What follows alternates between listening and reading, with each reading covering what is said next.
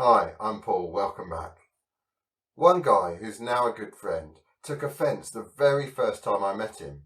We were introduced at church and we had a lovely chat about not very much. I went away thinking I'd made a friend and he left absolutely furious at me. Apparently I smile too much, which is not a criticism usually levelled at me. Fortunately, he's an amazing guy and he forgave me really quickly. I did ask him if I could share this story. But we take offence all over the place, don't we? I'm no different. The weird thing is that we feel justified about it. We've been wronged or overlooked or left out, and it feels like we can't pretend those things didn't happen, because they did. We take offence as a way of balancing the scales of justice. But as Joel often says, offence is taken, not given. It's always a choice to be offended. It's a choice to hold something against someone. Today's reading is from the end of chapter 6 and the beginning of chapter 7 of the book of John.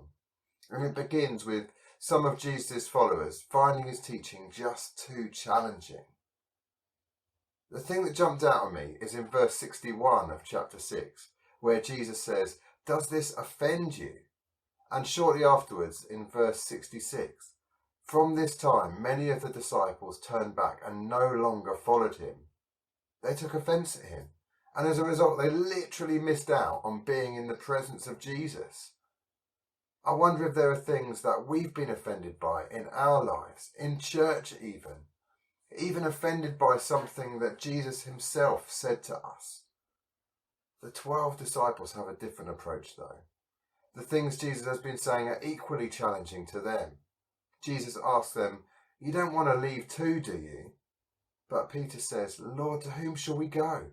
You have the words of eternal life. We believe and know that you are the Holy One of God." That's a better response, isn't it? Not to take offence, but to receive the challenge. And I wonder, how could our responses look more like that?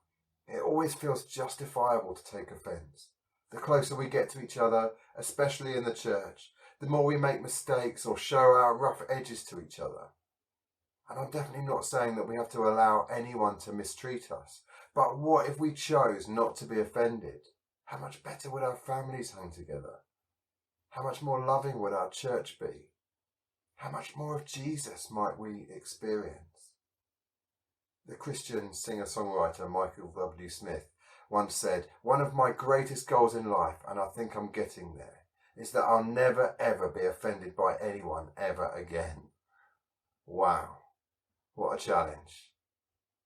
See you next time.